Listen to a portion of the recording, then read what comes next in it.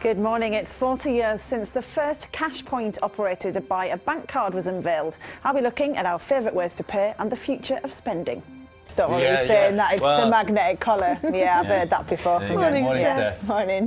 Good morning, everyone. Yeah, a couple of stories for you in the business pages. The Financial Times has got a picture of Angela Merkel, Francois Hollande and Mario Monti. This is all to do with trouble brewing in Italy because Mario Monti, who's the current president, has said he's going to be resigning, and they're concerned about who will take over and what that will mean for the austerity plans in Italy, which of course affects everything across the Eurozone.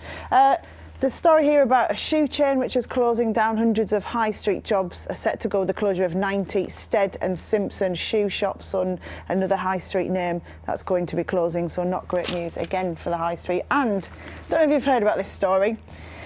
Richard Branson and Willie Walsh. Willie Walsh being the boss. A bit of a spat. Of course, Willie Walsh is the boss of IAG, which owns British Airways. And basically, he said to Richard Branson that he doesn't think when Virgin merges with Delta Airlines that the brand will last. And Richard Branson's come back and said to him, hang on a minute, let's put some real money on this. I bet you £1 million our brand will still be there in 5 years' time.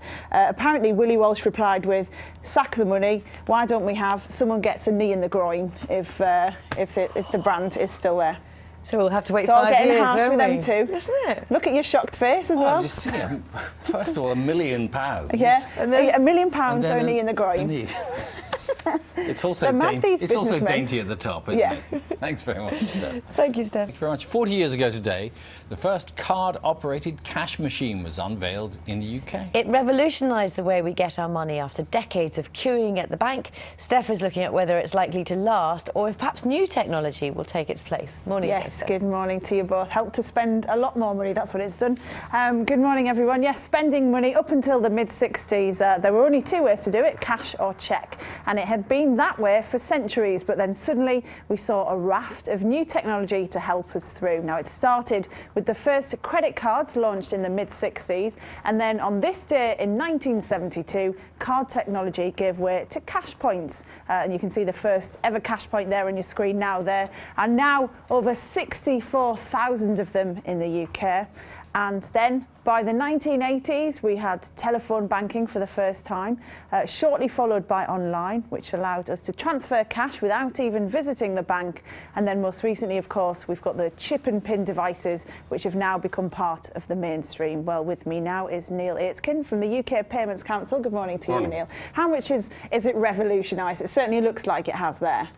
Well, I think that's absolutely right.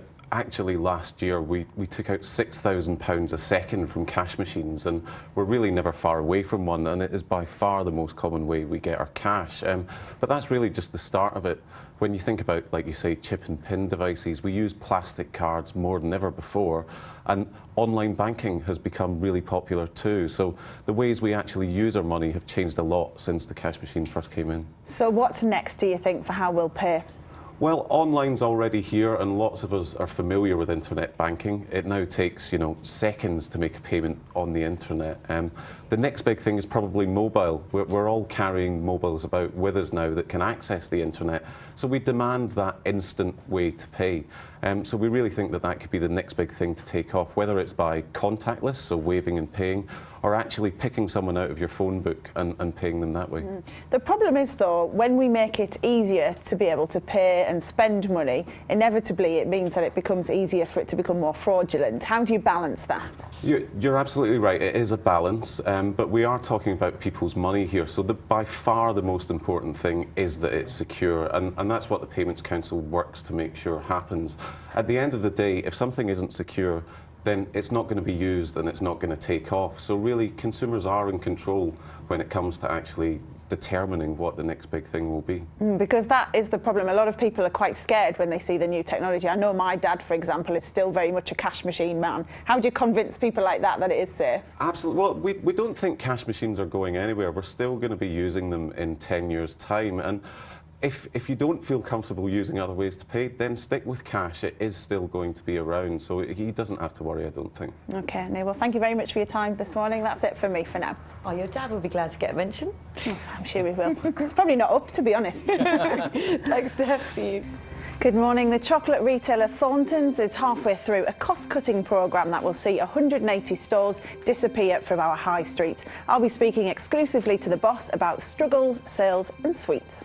Yeah, Steph has more. Morning, Steph. Yes, morning to you both. This is a £1.18 billion settlement with the US authorities, all to do with this criminal investigation into allegations that they did money laundering through transactions to do with Mexico. There was a report out from the US Senate which suggested that there were dealings with Mexican drug barons using HSBC accounts, also to do with countries that have sanctions on them at the moment, North Korea and Iran, and saying that there was a misuse of accounts to do with that. HSBC have come out this morning and they've said, we're really sorry, we're profoundly sorry for what happened. The chief executives put a statement out this morning and saying that they have put a lot of work into changing these methods that were used. They're saying that they did have poor conditions for it, but now they've changed that and are working hard on making sure they've turned things around on that. How much is £1 billion to a bank like HSBC?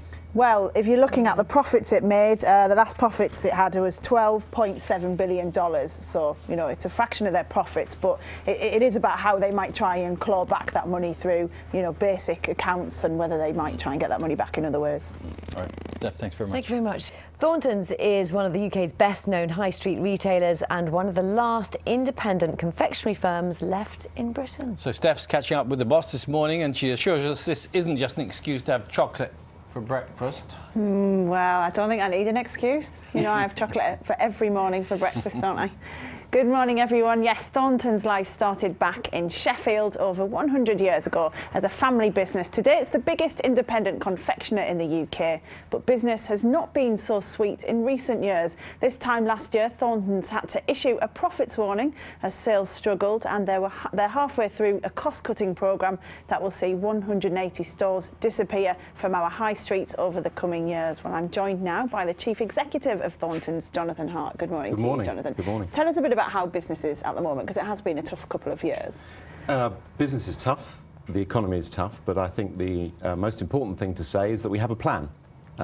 We've been around for a long time and we plan to be around for a lot longer still. Our plan is very straightforward: to reduce the number of stores, as you've already indicated, to around about 180 to 200 stores within the near term, but to grow our business through other channels, particularly through the grocers and online. We need to be where our customers want us to be. So is your model of retailing changing, I guess? Yes, I think it's important to sort of just explain the breadth of our business now. We're more than just a retailer. We are a multi-channel retailer. We sell through supermarkets, we sell online, and in the future we'll also hopefully sell overseas as well. So more than just a retailer today, very much serving our customers where they want to buy from us.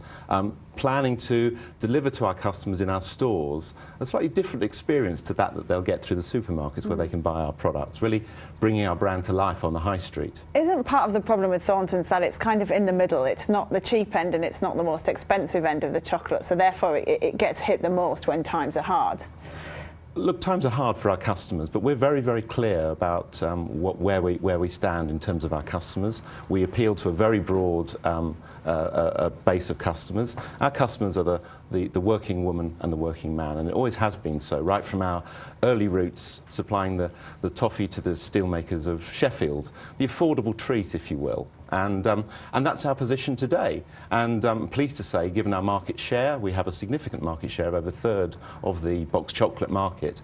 Customers are very much appreciating what we're offering to them. You took over as Chief Exec in 2011. What's it like taking over a company when it's not doing very well?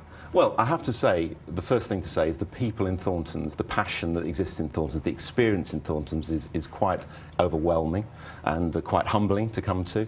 The most important thing after that is that we've got a future, a very strong future, and you can't not have fun running a chocolate company.